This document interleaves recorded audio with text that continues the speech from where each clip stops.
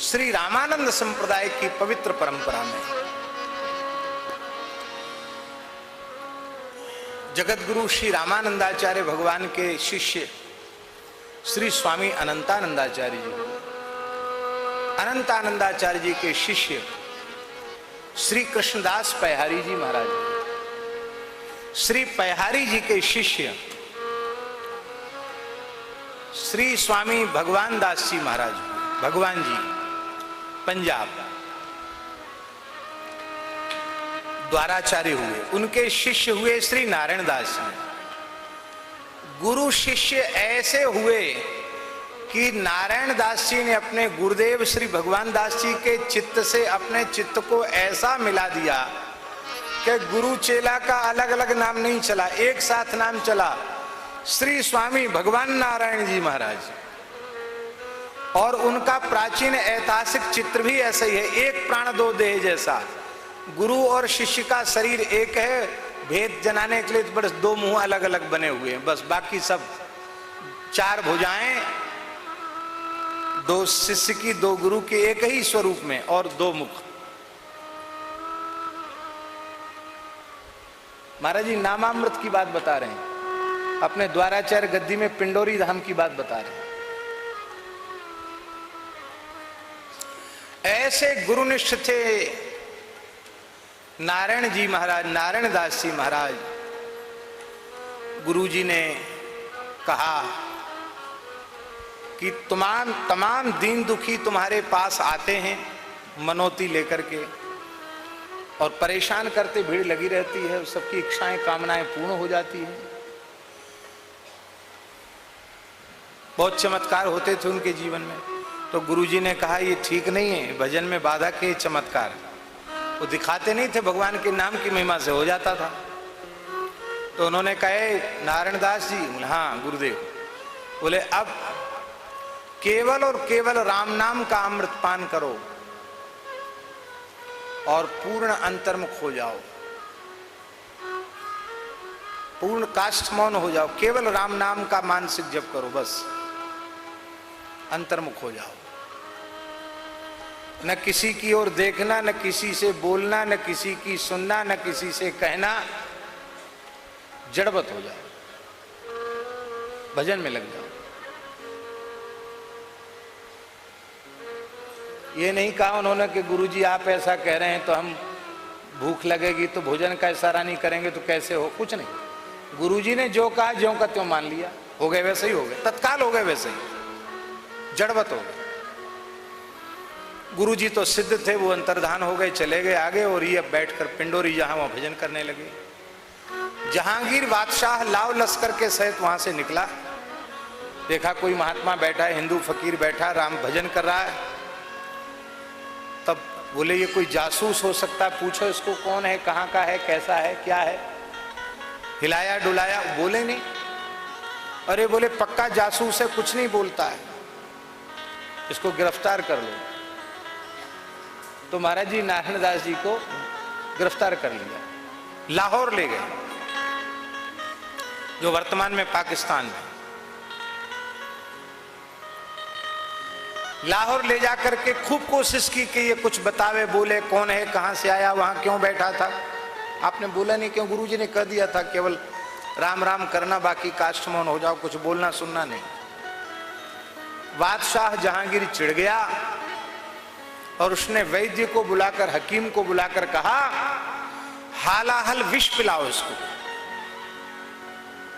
मार दो इसको, नहीं बोलता है तो जहर पिला के मार दो। भयंकर हालाहल विष एक प्याला भर के मुख से लगाया, आप पी गए, एक प्याला जहर पी गए, कुछ नहीं हुआ।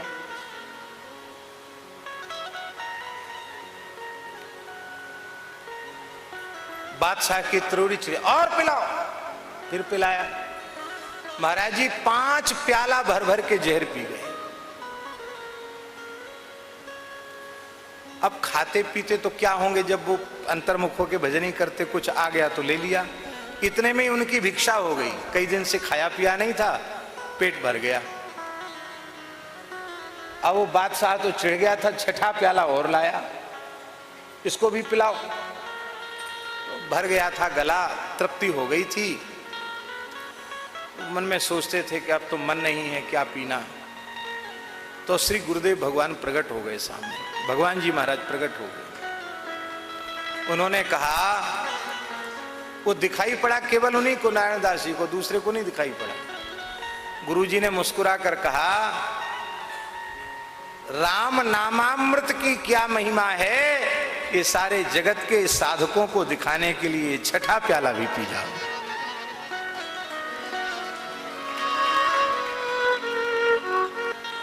महाराज जी वो छठा प्याला भी पी गए।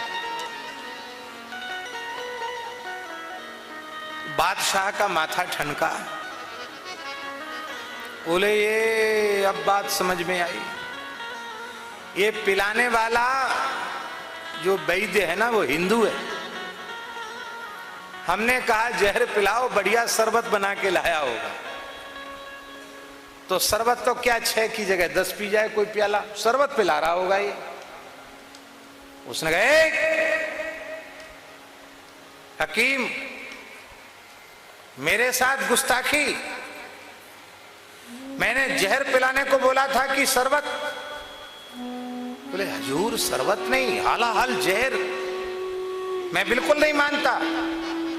कैसा विष, 6 प्याला पी गया, कुछ नहीं बिगड़ा इसका।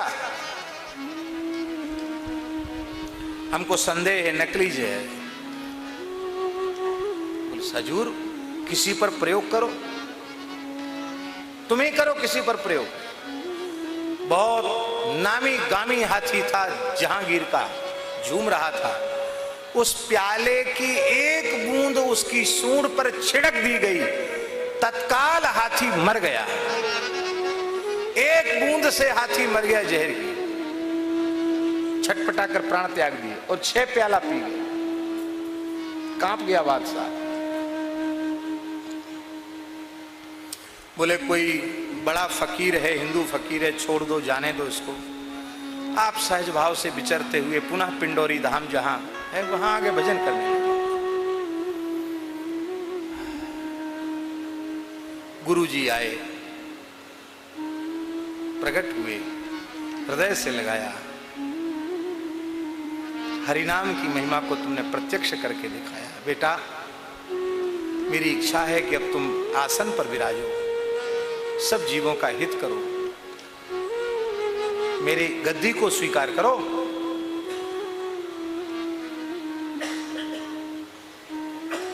आपने प्रार्थना की, महाराज हमारे बड़े गुरु भाई बाबा श्री महेश दास जी हैं, उनको आसन पर बिठावें, मैं सेवा करूंगा। महेश दास जी ने कहा, नहीं, गुरुजी की वाणी जिसके लिए निकल गई वही उसी के लिए निकालनी है। तब आप रोने लगे। कहा, रो क्यों रहे हो? तब श्री नारायण दास जी ने कहा, ना जप कियो ना तप कियो, न लियो हरि को नाम, नारायण महंती गल पड़ी, पूर्व पाप परिणाम। ऐसा भजन करने वाले महात्मा रो रहे हैं। वो कहते, जप नहीं किया, तप नहीं किया, भगवान का एक नाम भी हम नहीं ले सके, तो महंती गले पड़ गई, ये कोई पूर्व का पाप उदित हो गया। महंत होंगे तो कुछ न कुछ प्रवृत्ति करनी पड़ेगी, भजन छूट जाएगा। बाबा महेश दास जी ने कहा, आप जैसे भजन कर रहे थे वैसे ही करें, मैं संपूर्ण सेवा का भार मैं स्वयं देखूंगा, आपके पास किसी को जाने नहीं दूंगा, सब समाधान मैं करूंगा, आप भजन करो।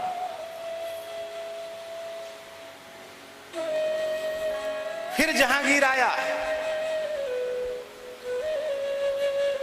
उसके मन में बार बार आता था कि अरे कैसा विचित्र फकीर, 6 प्याला जहर पी गया। बहुत शोध किया उसने कि ऐसा ऐसे कैसे पचा गया जहर। अंत में उसको लगा कि ये महात्मा लोग कोई कोई नशा पानी भी करते हैं, वो नशा ज्यादा करने वाले लोगों का शरीर जहरी हो जाता है, जहर पचाने लायक हो जाता है। तो अभी शंका उसके मन में थी, फिर आया पिंडोरी।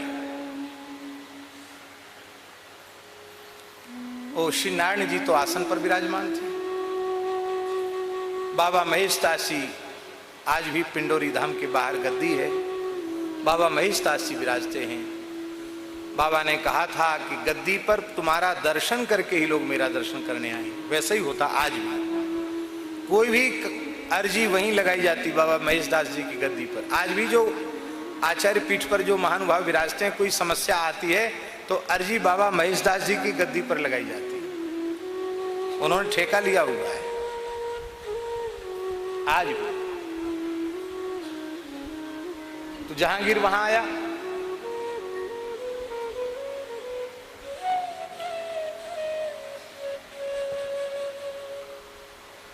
जहांगीर ने बाबा महेशदास जी को देखा तो बोला, बाबा कुछ अमल करते हो? अमल जानते ना, नशा, अमल करते हो? बाबा बोले हाँ अमल करते हैं। किस चीज का अमल करते हो? कौन सा अमल करते हो?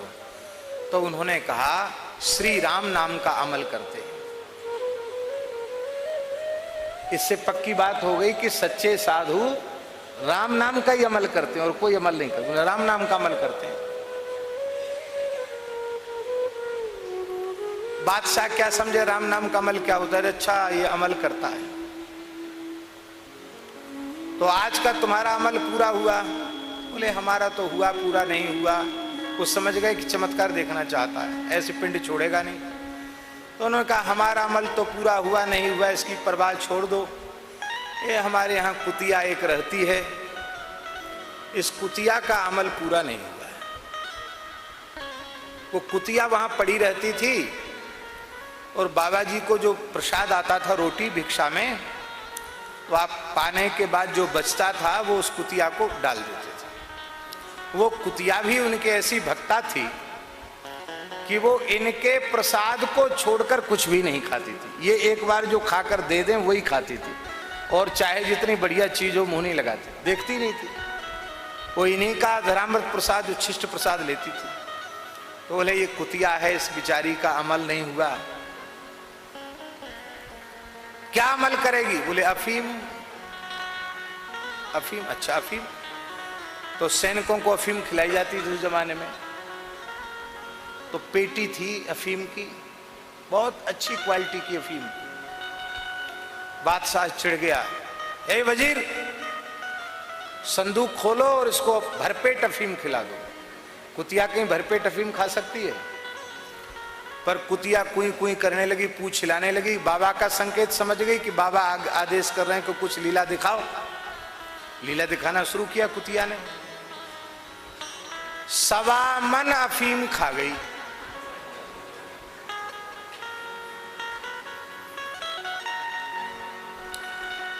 वो 20 किलो की, 20 शेर की कुतिया नहीं थी, 20-25 किलो वजन नहीं था उसके शरीर का, कुतिया का।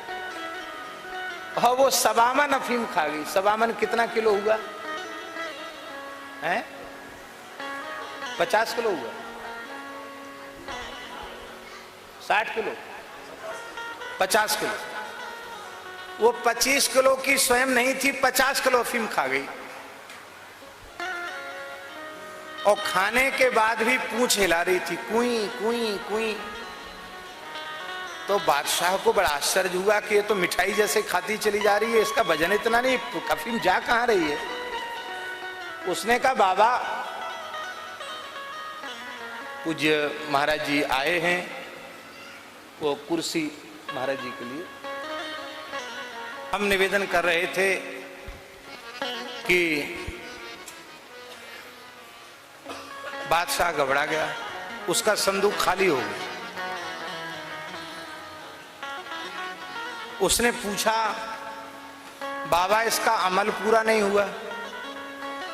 बाबा बोले कि पूंछ हिलाना बंद कर दे और कुई कुई करना बंद कर दे तो समझ लो अमल पूरा हो गया। अभी जब तक पूछ हिला रही है, मांग रही है खाने को, तब तक कहां मल पूरा हुआ।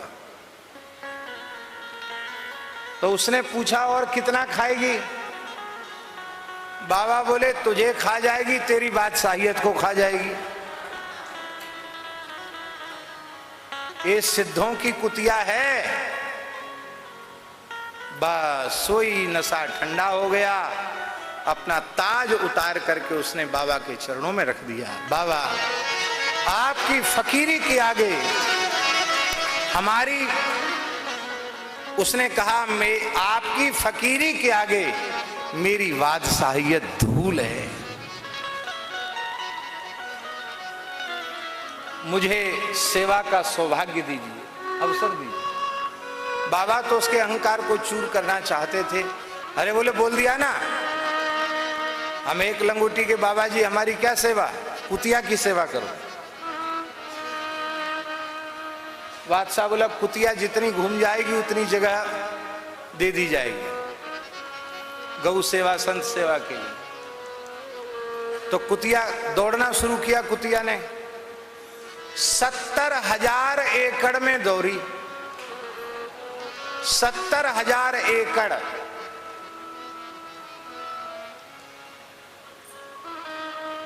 सब कुतिया को दे दिया गया।